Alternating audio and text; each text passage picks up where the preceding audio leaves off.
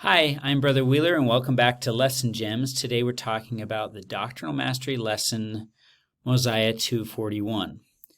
And the goal of this lesson is to help our students, 1, memorize, 2, explain the doctrine, and number 3, we want to apply the principles of acquiring spiritual knowledge to a real-life scenario related to this doctrine. This lesson is a very good lesson, but it is very much like the other doctrinal mastery lessons that we've done before. One of the enemies to good teaching in seminary is sameness. So I'm going to give a bunch of ideas on things you can do with this lesson to help it not feel the same. And it will be up to you as the teacher to adapt this to your own situation. So if some of the ideas I suggest are things you've done before, then try something else. I'd really like you to try something different in these 3 areas so that this lesson feels new and is more interesting for our students. First is the memorize part of the lesson.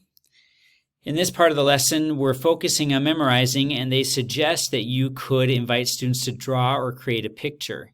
If you've already done that before, then try something different, maybe a catchphrase style game, where you have several doctrinal mastery scriptures and the students draw out a piece of paper and they have to come up with a catchphrase or a description of that scripture without using the actual wording, and other students have to guess what it is. Towards the end of the lesson, there's a sentence here with blanks that students can fill in, and you could have several of these for the last few doctrinal mastery scriptures you've done. Students could fill in the blanks. You could have a time test, you could have a race to see if they can fill in the blanks correctly and who can do it the fastest. So there's a variety of ways we can memorize the scripture and the key phrase. The second part of the lesson is the explain the doctrine part. If you need to continue something from the previous day's lesson where you were learning about this doctrine, this would be a good time to do it. One thing that you might consider doing is using this question in the commentary and background information, which is, why should I continue being obedient when the blessings don't seem to come immediately? I think that's a question that a lot of our youth sometimes have. Great video here from President Uchtdorf talking about why we need to be obedient even when those blessings are delayed. And this can lead us into the next part of the lesson. So once we've discussed this issue, we can say to our students, so let's think of a scenario where someone would be struggling with this idea about why they should be obedient when the blessings don't immediately come, which is the third part of the lesson, the scenario. In the Doctrinal Mastery lesson, it uses the example of Jenna, who is struggling with that issue. But your class could create their own scenario.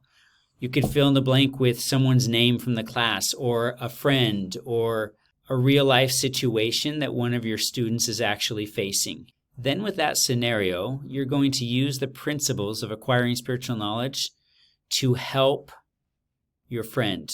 I would recommend scrolling to the end of the lesson and using these questions. You could divide the class into 3 groups, and you have an Act in Faith group, an Examine Concepts from an Eternal Perspective group, and a Seek Understanding through Divinely Appointed Sources group. Have them go to the core document and then use these questions that are a little more Christ-centered. What Christ-like attributes can help whoever's in your scenario act in faith? There's a couple of questions here that help our students explore the idea of what the Lord means when He promises a blessed and happy state for keeping the commandments, and what misunderstandings we can have about that blessed and happy state.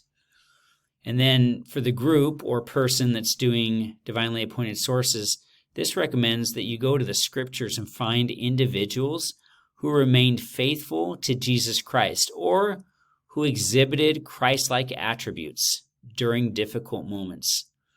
How might that example help Jenna, or whoever's in your scenario?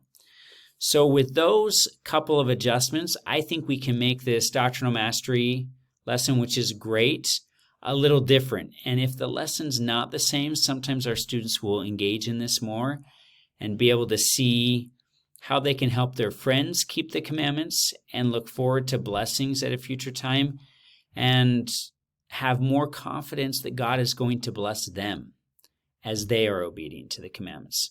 Have a great time with this lesson, and we'll see you next time.